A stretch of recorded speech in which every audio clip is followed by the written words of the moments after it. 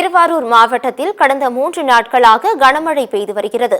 இதனால் மக்களின் இயல்பு வாழ்க்கை பாதிக்கப்பட்டுள்ளது. குறிப்பாக நன்னிலம், நீடாமங்கலம், வலங்கைமான், திருத்துறைப்பூண்டி, கூத்தாநல்லூர், மாங்குடி உள்ளிட்ட பல்வேறு பகுதிகளில் கனமழை பெய்து வருகிறது.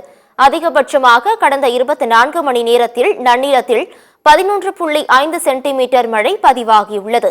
இந்த நிலையில் கூடுதல் விவரங்களை எமது செய்தியாளர் ஜெய்விந்த் வழங்க கேட்கலாம். தென்கிழக்கு வங்கக்கடலில் உருவாகிய காற்றழுத்த தாழ்வு பகுதி காரணமாக கடந்த 2 நாட்களாக திருவாரூர் உட்பட பல்வேறு மாவட்டங்களில் கனமழை பெய்து வருகிறது.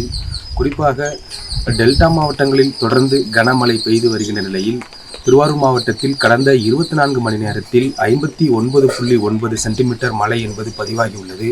அதேபோல் அதிகபட்சமாக நன்னிலத்தில் 11.5 சென்டிமீட்டர் மழை பதிவாகியுள்ளது.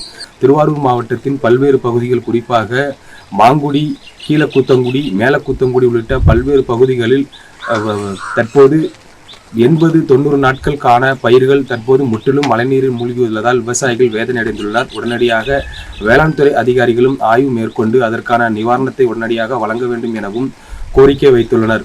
மேலும் தமிழகம் முழுவதும் மழை தொடரும் என வானிலை ஆய்வு மையம் அறிவித்த நிலையில் தற்போது விவசாயிகளுக்கு மிகப்பெரிய வேதனையாக இருந்து வருகிறது என்பது குறிப்பிடத்தக்கது. சத்தியம் செய்திகளுக்காக திருவாரூரிலிருந்து ஜெயவிந்த்.